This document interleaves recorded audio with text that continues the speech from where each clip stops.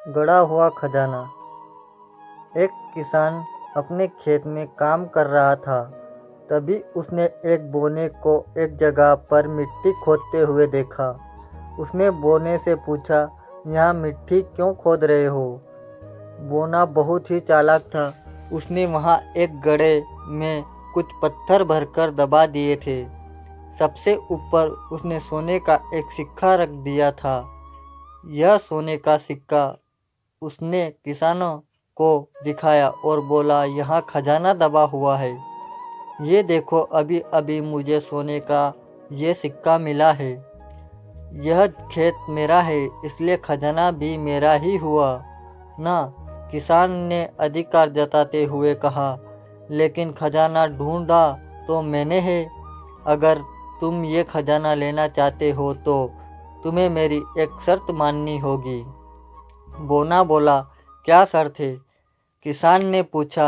तब बोना बोला, अगले 2 वर्षों तक अपने खेतों में तुम जो कुछ भी बोओगे उसका आधा हिस्सा मेरा होगा, अर्थात जो फसल उगेगी उसका आधा हिस्सा तुम्हारा होगा और आधा हिस्सा मेरा।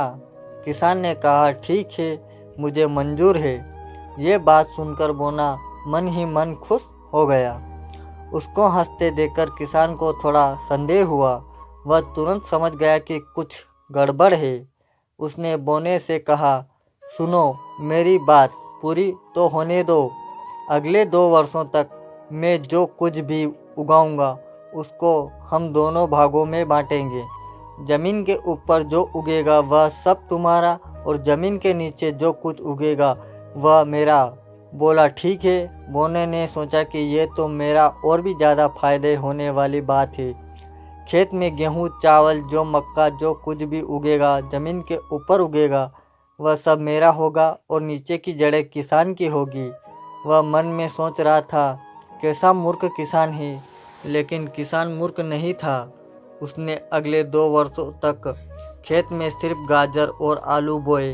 बेचारे बोने को 2 वर्ष तक केवल जमीन के ऊपर के पत्ते ही मिले, क्योंकि गाजर और आलू सब जमीन के नीचे उगते हैं और जमीन के नीचे का हिस्सा तो किसान का था ना। 2 वर्षों बाद खजाने को निकालने का समय आया। बोने ने सोचा कि जब किसान को खजाने को जगह पत्थर वाला घड़ा मिलेगा तो उसे अपने किए की सज़ा मिल जाएगी।